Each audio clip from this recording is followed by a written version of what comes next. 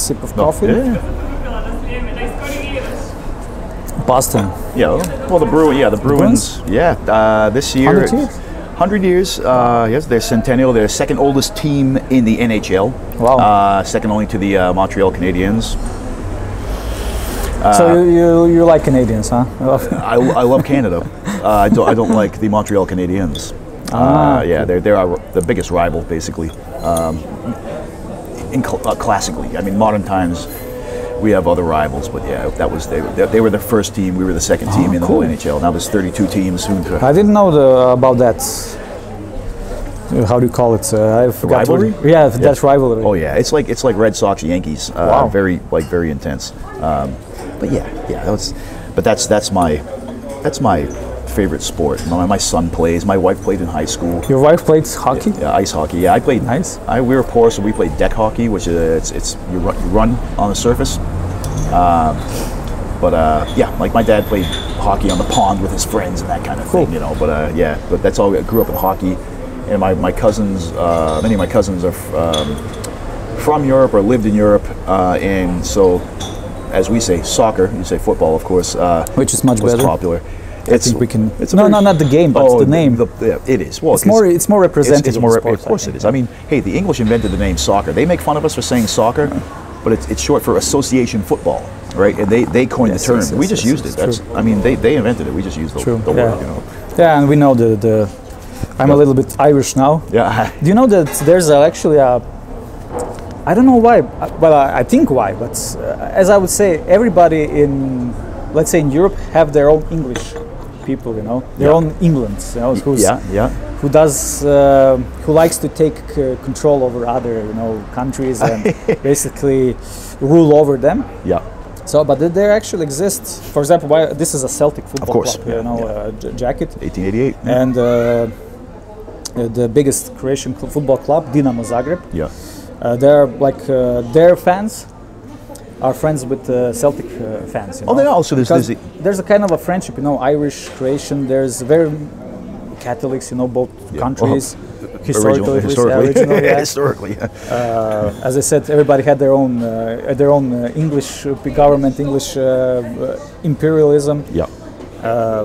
Very similar history, you know, fighting for independence, fighting for a very large immigrant. How do you call them? Societies in New World, you know. Yeah. So there's a big Croatian community in the States. Yep. Especially in Pittsburgh. But you don't like the Pittsburgh is that the epicenter of the Croatian? I think the biggest center is in Pittsburgh, but there are a lot of them in Chicago, in more recently in LA. So, but there's a few in Boston. Like shout out to my buddy Joe Korluka. You know Croatians. You know. He's Croatian. Yeah. Cool. Yep. Do you like baseball? I do. I like. It's the kind of thing that it's better to go to the game and not to watch it on TV. If you love baseball, which people have a big passion for in America, it's the national pastime for America. But going to a game is a beautiful day out. I guess it's like could be like more like cricket over in the. Well, I guess cricket maybe isn't so big here, is it? Yeah, but it's only laid nerds back. played cricket. Yeah, baseball is definitely across the spectrum of society. You know, it's not just you know how say in England say rugby is a bit of a middle class sport, not working class. Baseball's because you can play it with a bat and a ball, much like football. You play it with a ball. You know, it's a very actually all egalitarian, I guess. Exactly, but all those games are very basic. You know, as you said, a bat and a ball. Yeah. How more basic, more fundamental, more human can it be? Or football, you have a ball and a foot in a hole or something. You can play it wherever you can. I mean, you just put. I remember when we were kids, we played it on the street. You know? Yeah, well, that's baseball on the streets. They call it stickball. Stickball. Yeah, but you know, it's funny because that came from rounders, which was an English sport. But football was a kind of a hoity-toity upper class sport, wasn't it? It came from. There's only certain, I think, Eton and Oxford maybe had football clubs, and then it became a. Yeah. They allowed. First, they spread it. The football spreads historically on the north, which was industrial cities. You know, Birmingham, Manchester, Liverpool. industrial or port cities, you know. Of course. And from them, that's how they went south, you know, London club, London filter it down, and yeah. so on.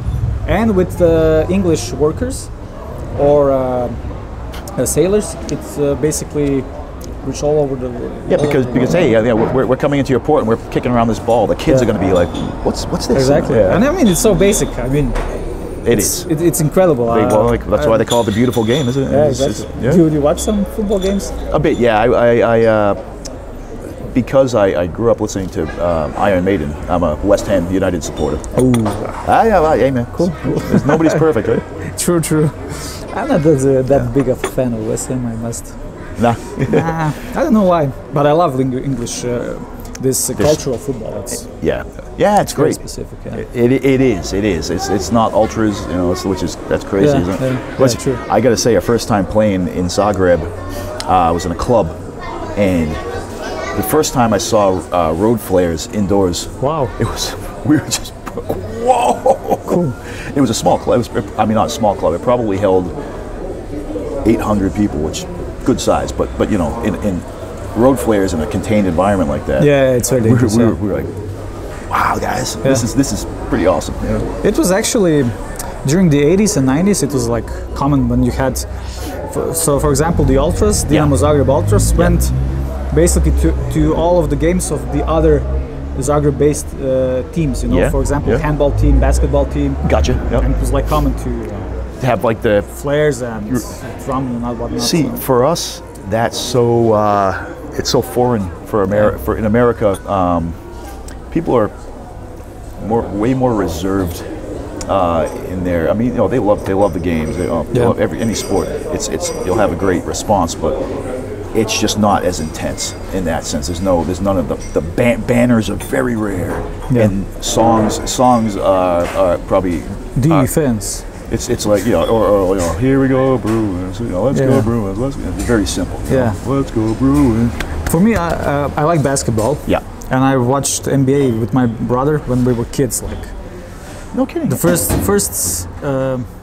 I think the first games that I remember was from, I think 1995. Okay. I know that because my brother was a huge fan of Shaquille O'Neal. You know? Oh, I mean, yeah. And he played for the Orlando Magic. Famous player. Wow, you know, Shaquille O'Neal. And you know, basketball, especially the NBA, was especially in the 90s. It was like, wow, it was so huge. And your Michael Jordans. You had exactly. I mean, all these stars. Like stars, basically. They were first true superstars, I would say, globally. And also in the NBA, because NBA before that was much more of a concentrated team sport, you know. And like, I have uncles who, two uncles who were basketball coaches in colleges and small colleges and high schools. And I mentioned the Celtics, or whatever. They're like I like college ball, man. I like college ball, because by the time I had any interest, which very little, but they're like, oh no, man. They didn't like the NBA, so they grew up. It was almost a different sport at the time, you know. I think because you know, things change. I mean, because of advertising. Mostly money. Let's say it is. I mean, hockey. The new rules of hockey bother me anyway. You know, but that's another story, you know. But So, what always puzzled me, you have this great game. Yeah. But basically, you're supporting the team was. Like, come on, is that the best you can? You know, defense or. Oh, you're berating the team even though you love them. Yeah, I I think you can do best. There are a lot of videos on YouTube, you know. Yeah. Comparison between watching and supporting basketball teams in Europe and in the States. It's like night and day. It's totally different. That's like me watching my TV and then being at the game. True. Sometimes TV, like, at the game, just like. True. More humble. So you said the first time you played in Croatia, it was 2008, 7, 6, 5, 4.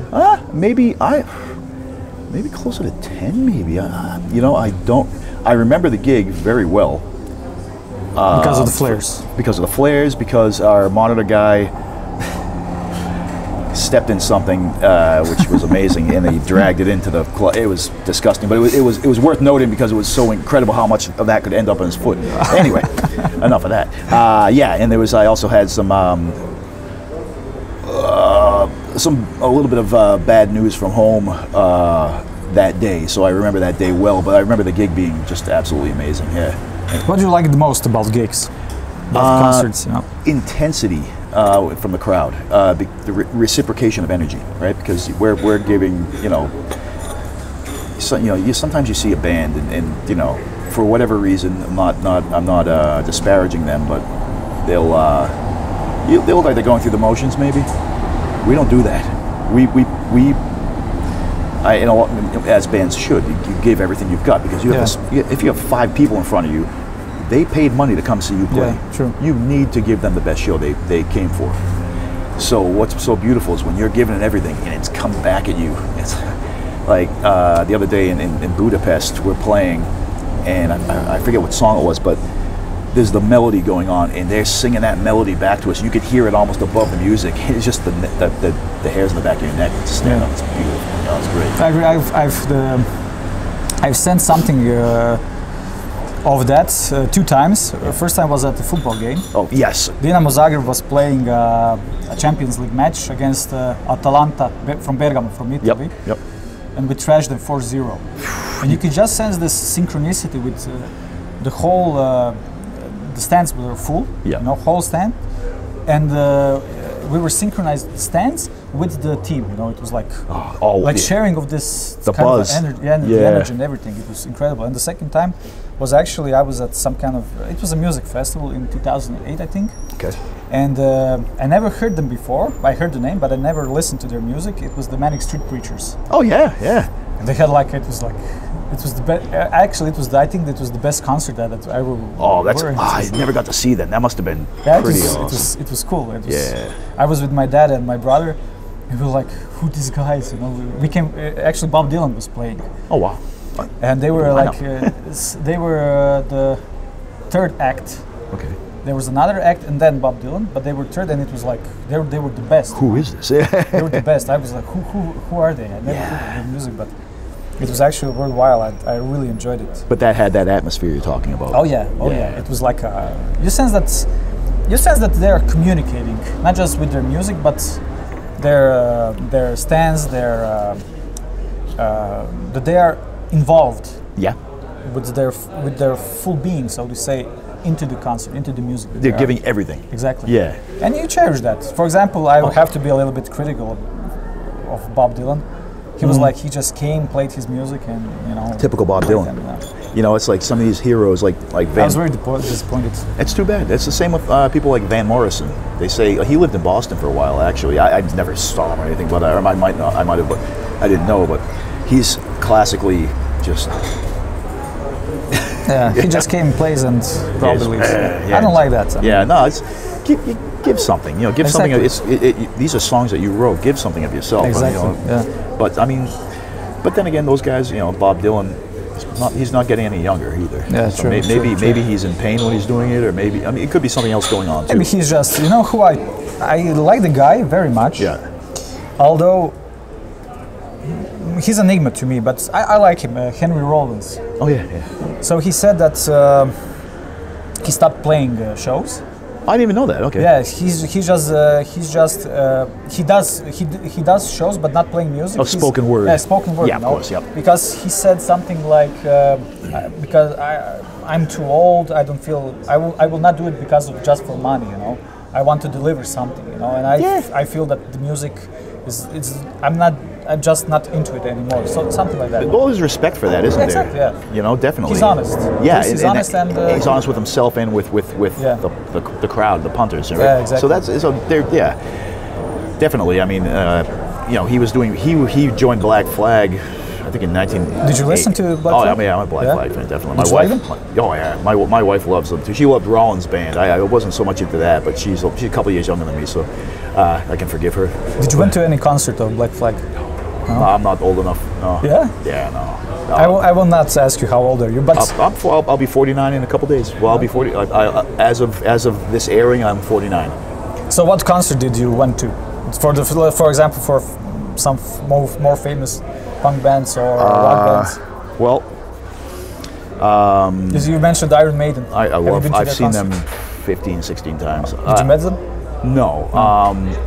by all accounts, I heard they're great guys, and they treat their employees really well, the opening bands well, and Steve Harris, the bass player, is, and there's a Chesterton connection somewhere there too, for me especially. But yeah, they. That's the sorry for interrupting you, but through their song, The Revelations. Revelations, yeah. That's where you first heard of G.K. Chesterton, right? That's it, which is insane because I've always been a voracious reader, but there's their live album from 1985 from their world tour is a Power Slave, I think. Is the World Slavery Tour. World Slavery so tour, it was the album was Live After Death. Live After live Death, album, yeah. Right. And you know, when you're a kid, you read the liner, you read the record. You know, this is LPs, double LP, so it has the beautiful layout, a big booklet with all the lyrics, which is funny for a live album, but anyway. And I've read the lyrics a million times, and you know, and then I'd say probably maybe 15 years ago or so. I'd say maybe 2008, 2009. No, even before that, because my son was born in 2014. So maybe 2007. I was reading the liner notes for whatever reason, listening to the record, and you know, O God of earth and altar, bow down and hear our cry. Our earthly rulers falter, our people drift and die. Da, da, da. And then at the bottom, for the first time ever, I noticed G.K. Chesterton, you know, 1874, 1936, whatever. You know. Like, this guy sounds pretty cool. I'm like, oh, who is that? And I looked him up, Wikipedia or something, and it said, you know, this guy influenced C.S. Lewis and J.R.R. Tolkien. I'm like, okay. Tolkien's my favorite author of all time. Lewis I love. Why have I never heard of this guy? And then I looked. You know, he wrote 1 billion books, and so I looked on a certain global book website, and I saw Common Sense 101, G.K. Chesterton, Dale Alquist. I'm like, don't know who that guy is.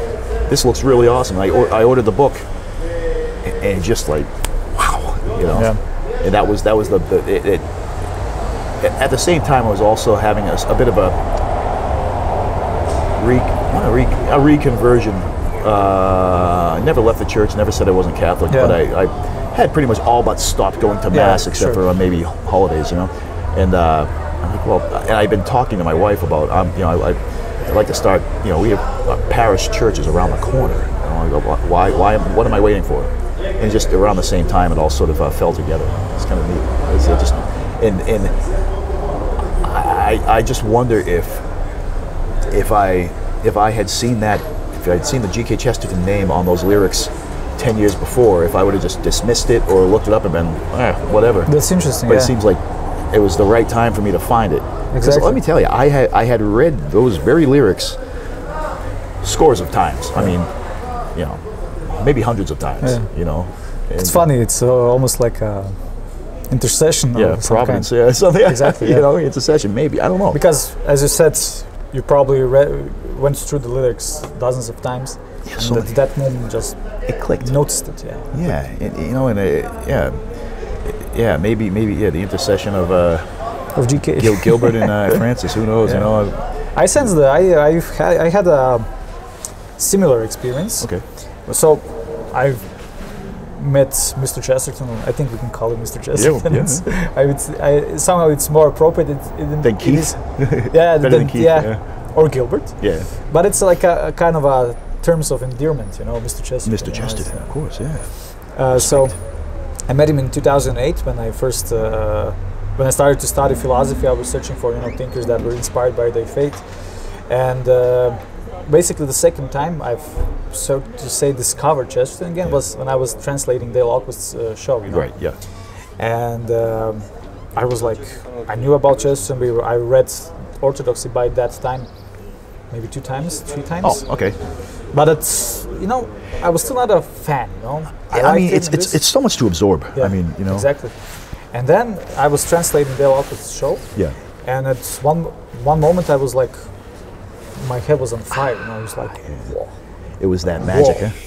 Like, whoa. And I reread Orthodoxy from, that was in 2016, summer of 2016. I read Orthodoxy 5 more times, and it's always like the first time. Oh yeah, that's always like that's a good. Isn't that's a good book? That's a sign of a good book. Like say that book, Lord of the Rings. You can read them. You read them again and again, and you get something different out of them, or you get more. And I've heard that about Orthodoxy, or the Everlasting Man, especially, which I'm currently reading the new annotated version, that really nice Dale Alquist put out. Yeah, it just opens it up so much more. His synopsis after every chapter is great. Just summarizing or picking apart as need be each chapter is great.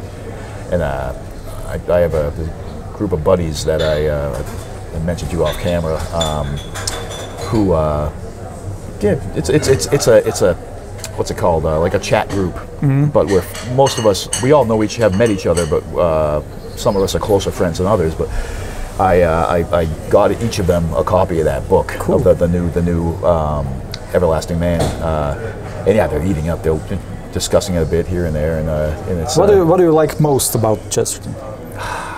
I think, although his language might seem antiquated to some people because of when he was writing. Yeah.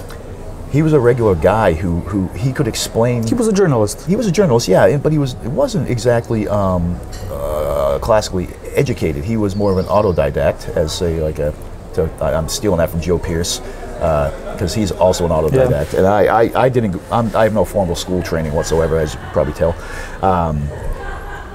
I think Chesterton is almost like he had a way of, like I guess Aquinas in his time, taking complex ideas and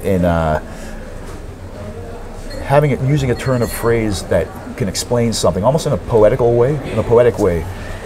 His use of paradox to explain complex metaphysical ideas that would take a whole chapter or book in a phrase. True. And that's like some of the main beauty, I think, of Chesterton, and just the fact that if you get onto him, you could probably never stop reading his stuff, because he has such a wealth of articles and books and poems, and the diversity of his topics. Although there is a cohesive whole, if you step back and look at it, not putting it under a microscope, but looking at it from the big picture. Like he says, through a keyhole, instead of just through a keyhole, you're looking through a window. He looks through a window at the world, and he can see all this, the integrated whole of everything. And that's true.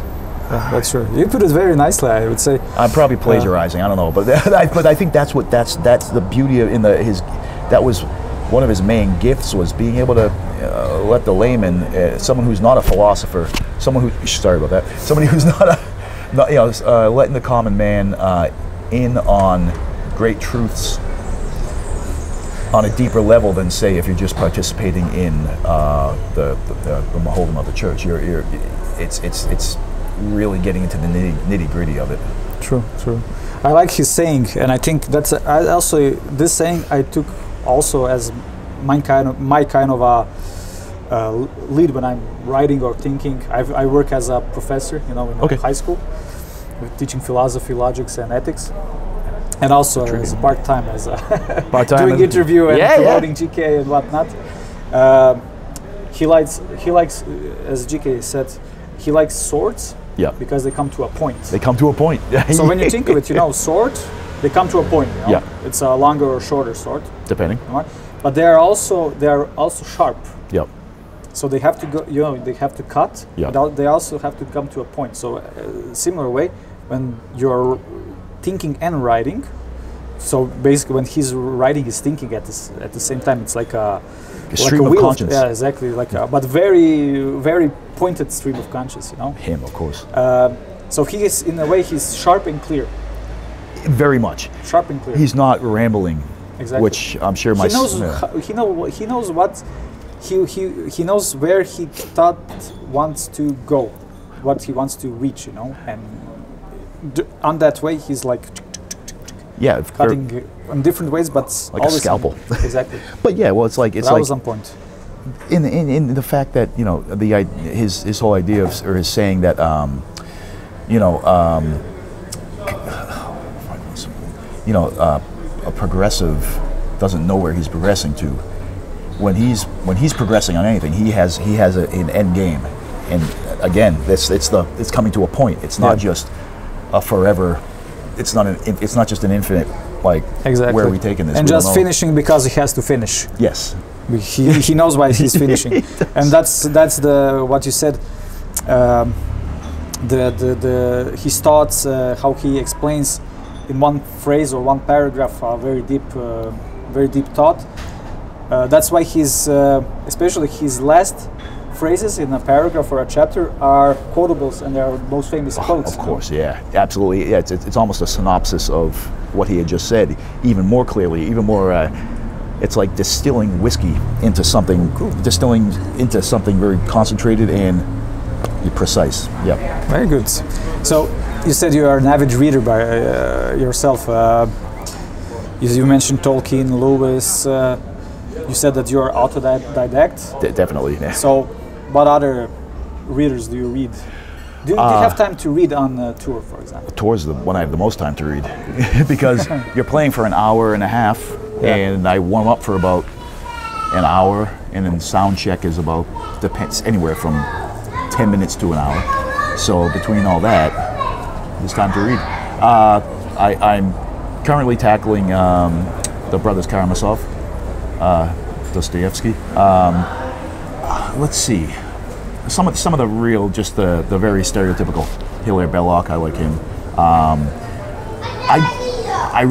love Sir Arthur Conan Doyle. You know, the Sherlock Holmes. Also some more creepy stuff like H.P. Lovecraft. He's local to me, even though probably didn't seem like a wonderful person, or at least from his writings. But I loved, like, you know, macabre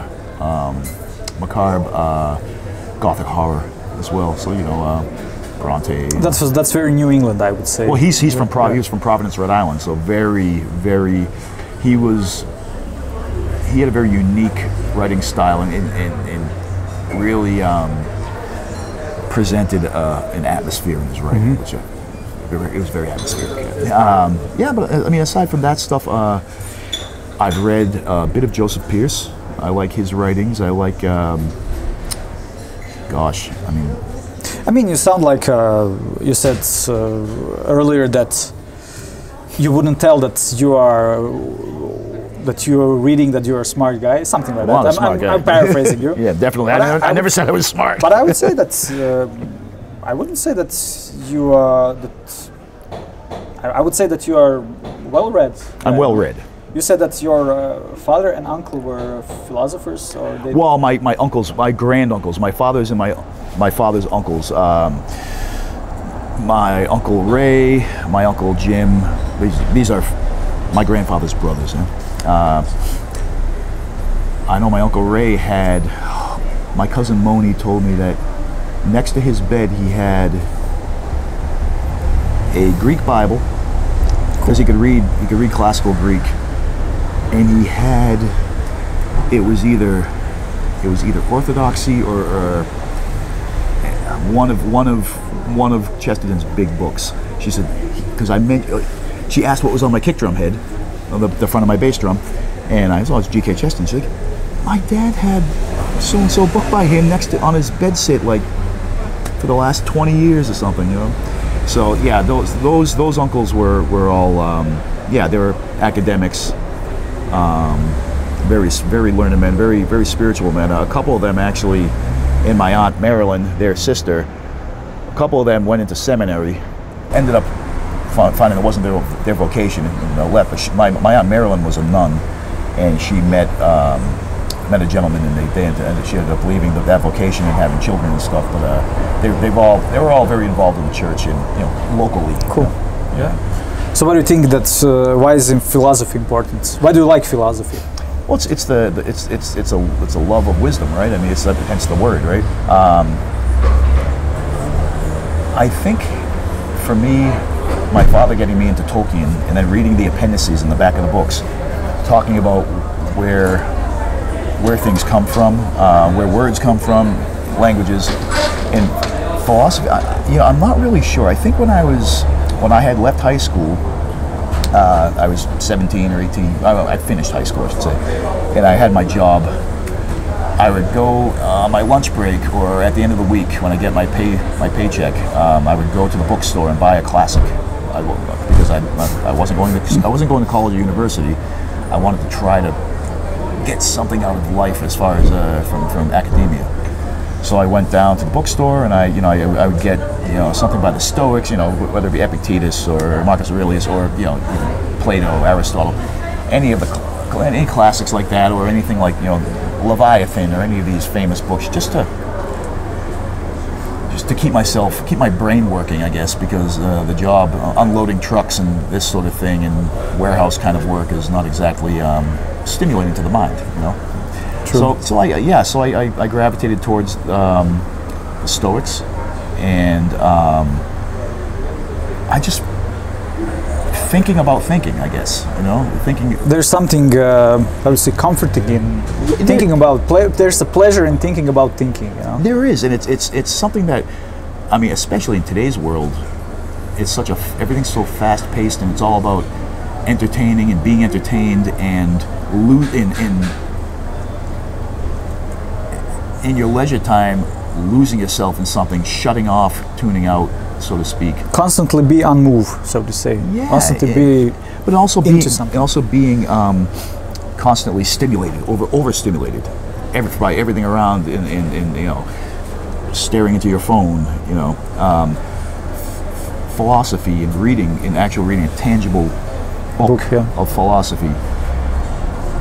It gets the wheels in your head turning a bit. True. I enjoy that. I think your experience actually shows that what Aristotle says at the beginning of his metaphysics, that every human, by his nature, tends toward knowledge or searches for knowledge. I'm paraphrasing. Yeah, but I know what you mean, though. Yeah. So basically, it shows that everybody is longing for wisdom, for some deeper knowledge, deeper truth, or let's say they're searching for something that, as our Lord said, search for the riches that you can keep, not that are going to be eaten by some bugs, by worms, or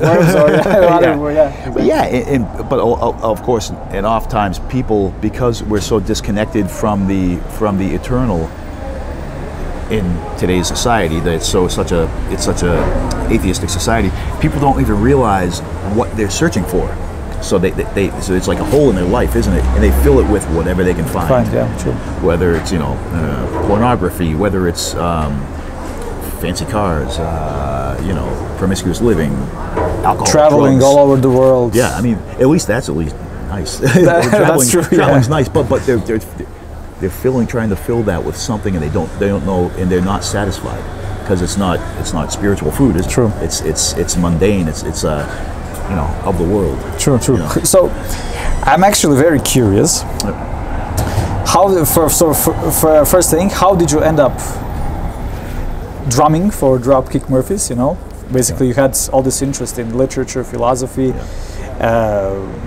You mentioned your family background, your Irish family background, and the other thing, how do you manage to? That's first thing. How did you end up drumming? And second, how do you manage to basically balance everything in your life when you're on tour, working as a professional musician? Okay, well, I started drumming when I was 9. When I was 4 years old, first of all, let me back up. My father is a drummer, still plays drums. His younger brother, my Uncle Spud, Uncle Mike, plays drums still. I was always around music ever since.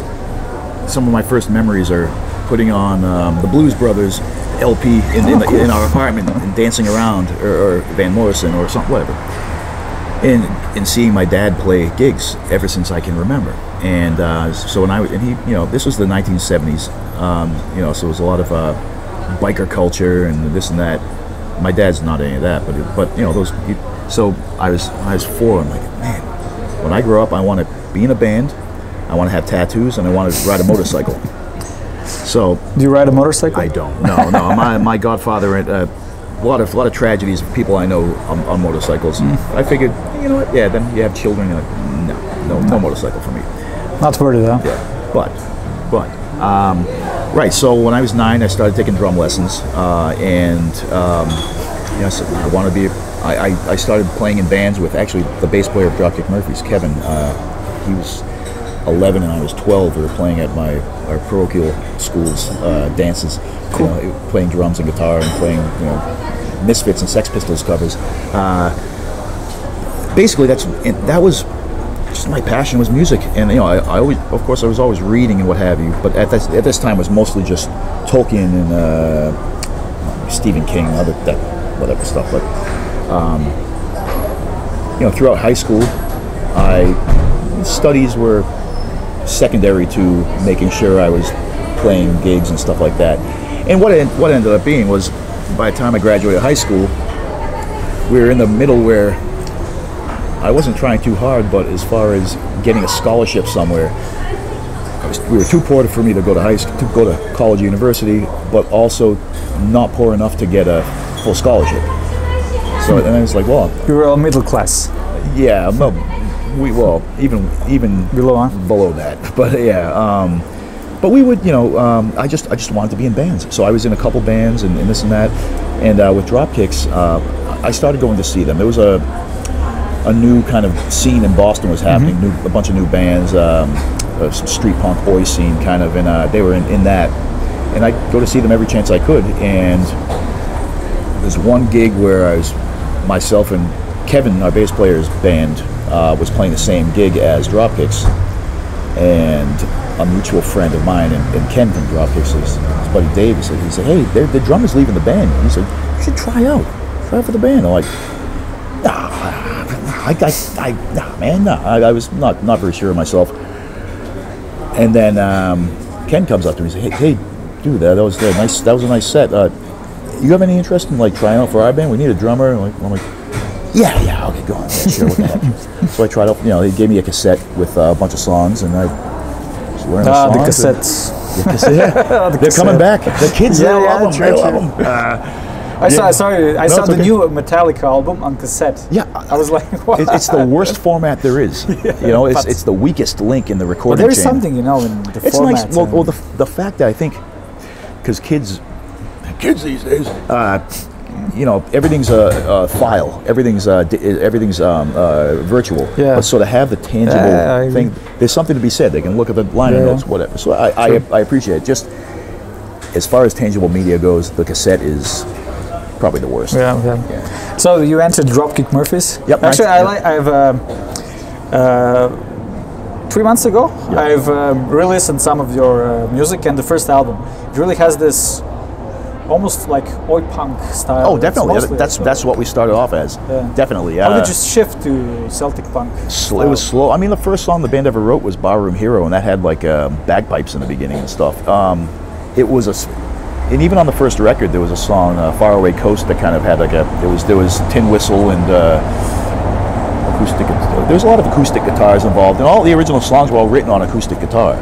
So there was always a bit of that element. Always something, Yeah, and even the second record had fiddles on it, Kellyjem pipes. My cousin Carl played a little bit of the Irish pipes on that, and it was a slow creep, And as we kind of went along, we'd come out on stage with a cassette intro of bagpipes and stuff, and then we'd start. And then after a while, getting out into America, getting out into the world, meeting people who play these traditional instruments. What do you think about joining the band? So to actually have a bagpiper in the band, and then we had a guy who played the mandolin in the tin whistle, and slowly guys joined the band, and slowly you develop as songwriters, because when we started the band, Ken had never played an instrument before, never been in a band before. He learned how to play the bass, this way, left-handed, and you start off playing what your influences, your Cockney Rejects in the business, and the Swingin' Utters were a big influence and stuff like that in the early 1977 punk, and then you just develop from there. And It sort of slowly over, like the third record was Sing Loud, Sing Proud. That was more the Celtic, you know, punkish stuff. True. And then from there, it just sort of the sound sort of did this. We never went like, you know, we want to be the Pogues, you know, but we the sound became more expansive and it took on more I would say influences. on that record you did it's not a cover, but it's a reimagination of the song Tessie, right? Was that on that album? Well, that was on, what was that on? That was on, I think on The Meanest of Times, maybe. Or The Warrior's Code, maybe. No, it was not on Warrior's Code. Okay. I listened to it yesterday, so it's not there. It's not there. Jeez, there's a lot of records. And there's hundreds of songs. Tessie, well, yeah, so what that was we were approached by a sports writer in Boston who was a fan of the band. So at the turn of the last century, 1908, the Red Sox had a song. They had basically their supporters. They're almost like their hooligans, kind of. These guys. They were called the Royal Rooters, and they would follow them around and they'd sing. And it was a popular song in the vaudeville scene at the time called Tessie, and it was a woman singing to her parrot named Tessie, and that was their theme song. Somehow it was a popular song that became the song they would sing. So the guy approached us, oh, you know, you guys should bring that song back. I'm like, yeah, no. Ooh. You know, so rewrote the song, the lyrics to be more about baseball, to be about the Red Sox and the Royal Rooters. And so we went in, recorded that with a bit of a Rolling Stones, Rolling Stones Faces kind of vibe to it. And yeah, it worked. It was cool. And we got involved with the Red Sox. And they still play it, right? Yeah, they still do, which is crazy. It's really cool. But mostly they play Shipping Up to Boston. Like if they win, them, the Bruins, the Celtics. I don't know if we should talk about that song, Shipping Out to Boston, but it's the most famous. It's, definitely. I would not say that made you famous. No, maybe it is. But I was what I was surprised. I actually recently discovered when I was really listening the last of your two albums, the acoustic albums, that it's a song written originally by Woody Guthrie. Well, it was the guys found a scrap of paper. I'm a sailor peg, and I lost my leg. I'm climbing up the top sails. I lost my leg. I'm shipping up to Boston. That was all it was. Wow. It was just scraps of paper that he had never put to song. The song Blackout Tonight, which was on our album Blackout. And then the two albums, This Machine Still Kills Fascists and Okima Rising, those are all lyrics of his that were not used. So his daughter Nora Guthrie is the head. She runs the Guthrie estate. So they I think it suits very nice the overall story of the Dropkick Murphys. I would say, you know. Not just your stance, your attitude towards politics, society, whatever, but also towards I would say you're labeled as a Celtic-punk band, but I would say that, as you mentioned, you didn't develop like in one direction, but you've actually like expanded in a way. I would say that you are more of a everyman's band, so to say. Well, that was always the point. That was definitely always the point. Whatever it is, it's the music's rooted in punk and in Irish music, but it is your everyman. Exactly. Yeah, I mean, definitely that is well put. That's you have exactly Irish roots. Yeah. By the way, do you still listen to like basic the Dubliners or the Of course, yeah. Oh, definitely, yeah. Yeah, Dubliners. Well, only wants to drink. But we had Ronnie Drew actually sang on one of our albums. We were opening for the Pogues in 2000. Wow. 4. Did you meet Shane McGowan? Yeah, we toured with them. Yeah, How was that? God rest his soul. Yeah. Sorry for jumping with questions. Okay. I mean, it's cool. It's so cool, you know. Well, I mean, that was a very interesting thing. Was before we toured with them, we for the Sing Loud, Sing Proud album, we were just coming off a tour, and the Pogues had just played Boston the night before we came home. We got there, and our manager had ended up convincing Shane McGowan to meet us in New York in the studio to put some vocals down on a couple of our songs. But Ken, myself, and James drove down to New York the day after we got back from tour. Not the thing you typically want to do after a tour. That's probably a 4.5 hour drive. Wow. So we go down there, and so we had Shane sang on a song "Good Rats," which is about Guinness, about the Guinness foundry, inspired by my then girlfriend, my wife, who had been to the foundry, told me about it. Cool. So he sang on that, and also on the I think vinyl only on the Wild Rover. He sang on that. Mm-hmm. So we had this light relationship with him, and we had met Spider Stacy and his wife Louise soon after that. So they knew about us by then. And then when the Pogues did a Christmas tour of the UK and Ireland in 2000, I think it was 2004, I want to say, or 5, they asked us to open. We said, yeah, of course, you know. So the end of that tour on, it was December 23rd of that year. We played at the Point in Dublin, down on the docks. And it was Shane MacGowan's birthday, or it was the day before his birthday. And as a special guest, Ronnie Drew from the Dubliners came and did the Irish Rover with them on stage. That's so cool. Yeah, that's great. Really cool. Irish Rover. And so after our set, we of course we played first. We're in a dressing room after, kind of sweating, taking having a water, having a beer, and get this knock on the door. Excuse me, lads. Yeah. Yes, sir. Any of you got a light? He walks out, and then Tim Brennan and I think we both look at each other like, that was Ronnie Drew. Like, hey, sir, please come in. And he came in, he had a beer with us. He's like, oh, you lads, I love what you're doing. You know, the way you did the Fields of Athenry, you're bringing Irish music to a new generation, and we're just like, wow. That's so cool. So accolades from this legend, this Irish music royalty guy. He gave Al his phone number. He said, "I'd love to work with you guys sometime." You know. Oh my!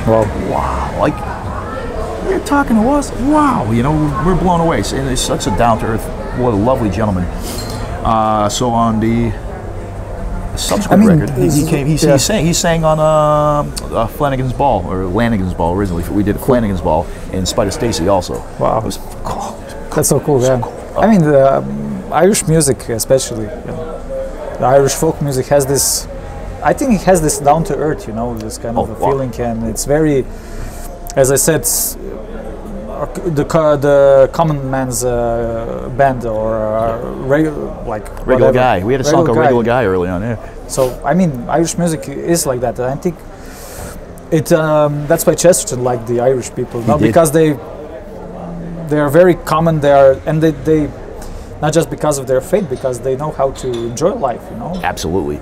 Yeah, and with the Irish music, it's, you know, much like how the Normans oppressed the English culture, the English then oppressed the Irish culture, and it was these beautiful, happy-sounding songs, but it has the dichotomy of having, a lot of times, very tragic, sad lyrics. Yeah. You know, and the paradox, I guess, of maybe Chesterton enjoyed that himself. Exactly. You know, because of the.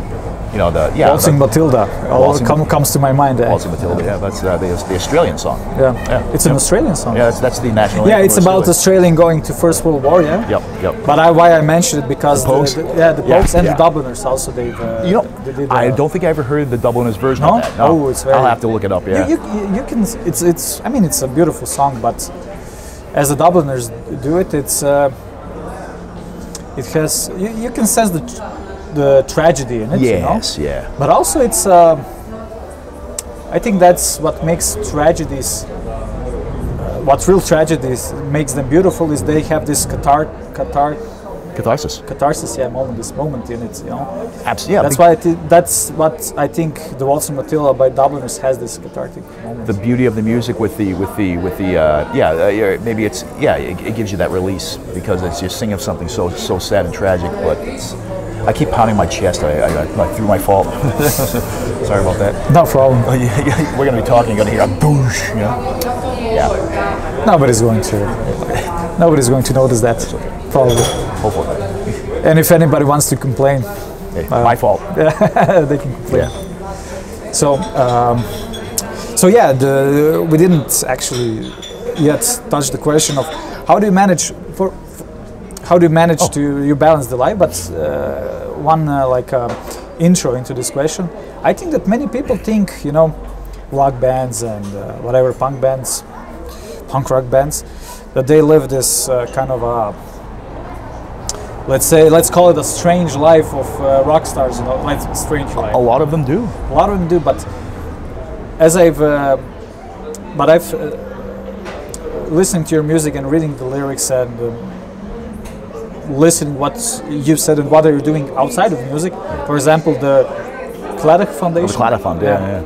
So, example, a lot of things you do are basically, I wouldn't say it's actually promoting good things and yeah, I think so. Trying to. I mean, in a good way, empower, you know, to listeners and people who are involved in well, music. I mean, the Klada Fund is our charitable organization. Because basically, we were getting hit up by all these charities, like, oh, can you donate this and do that, this and that, and sometimes you don't know where the money's going. Yeah. And sometimes true. It could, you know, a foundation could have, you know, 3% of the money goes to the actual people, but you know, 97 goes to the, you know, their pockets or something. So we started this. It goes to drug and alcohol recovery, which is very, very near and dear to some of the guys in the band. Also, when veterans coming home from wars or from service, they're not treated too well, and a lot of times they have, you know, emotional and mental damage from the work and the horrible work they have to do. And then children, you know, disadvantaged children, try to pool monies to these organizations, different you know, sober houses or children's homes or this and that, just to kind of give back. You use the popularity of the band to help people out, you know, instead of just self-aggrandizement. And yeah, as far as like, you know, the rock star lifestyle, you see a lot of that definitely with other bands and stuff, you know, and like I'm sure like individually people have had their demons or their struggles or this or that, but this band it's never been. You couldn't even get girls to come see us. Never mind having groupies, you know. Like there was never like a groupie situation and like mad parties backstage. You know, you have some beers, you know, drink some drinks, whatever, but it's never just debauchery, you know.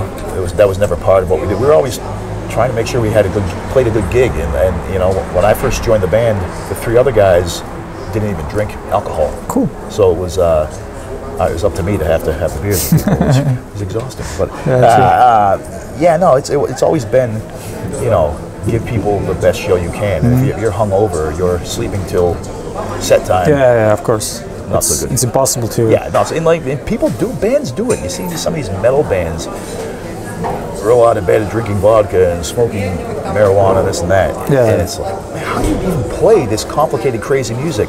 I mean, maybe because they're like 25 or something. I don't know, but yeah. I mean, we're much older, and I think we've gone through any sort of withstood any temptation to just let ourselves completely go. Sure. You know? Yeah, I understand.